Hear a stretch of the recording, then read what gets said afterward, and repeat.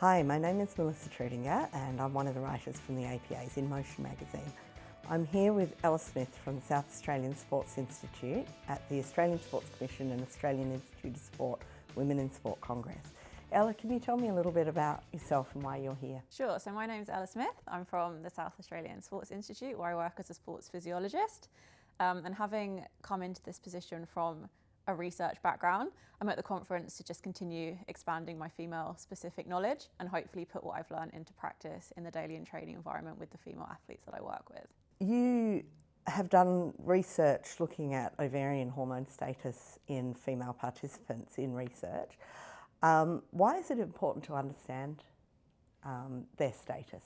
So it's super important that when we're doing a study, we accurately classify and control menstrual status, because otherwise we're just guessing, and then we're trying to infer findings or draw conclusions based on guesses if we haven't actually accurately measured what we're looking at. And how does this affect study design for studies involving female athletes? Yeah, so we can't get away from the fact that employing appropriate methods to accurately classify and control ovarian hormone status is more resource intensive, expensive, has a higher burden on the participants.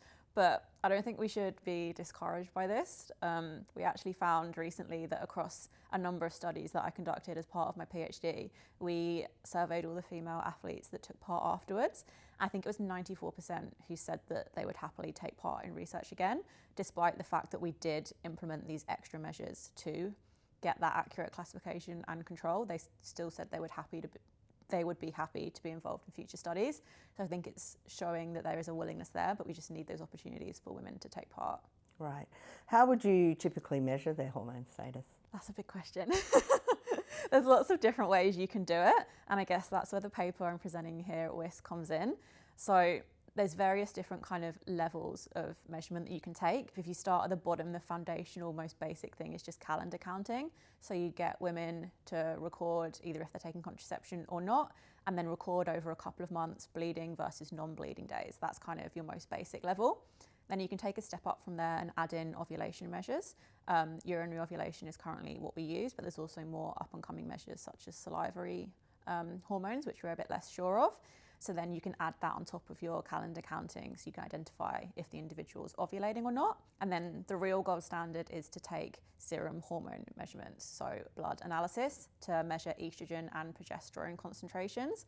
And that really then allows us to understand particular phases of the menstrual cycle for those individuals that don't take contraception, and also gives us a clearer picture of endogenous hormones for those that do take contraception. So there's a few different steps. And you can pick a different approach depending on your study. But the most important thing would be just transparently reporting what you've done and then aligning the language you used within the paper to that. What is your recommendation to researchers planning a study involving female athletes in order to avoid that bias? So that's pretty much exactly why we created the paper that I'm presenting here at WISC.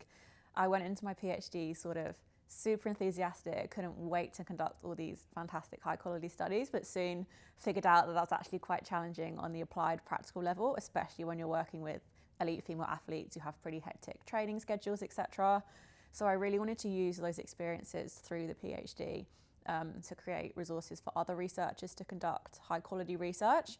So we've created lots of practical tools. We've got checklists, flowcharts to really guide researchers through that process to make informed decisions as to how they would conduct that research. We're not saying that you have to take the gold standard approach and that's the only way that you can do good research.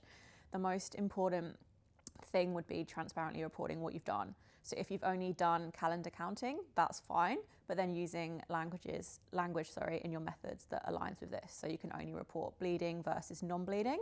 It wouldn't be appropriate to then start talking about follicular and luteal phases because you haven't actually identified those. So yeah, transparently reporting what you've done within the methods would be the most important take home, I'd say. Ella, I'd like to thank you for taking the time to chat with me about your research. No worries, thank you.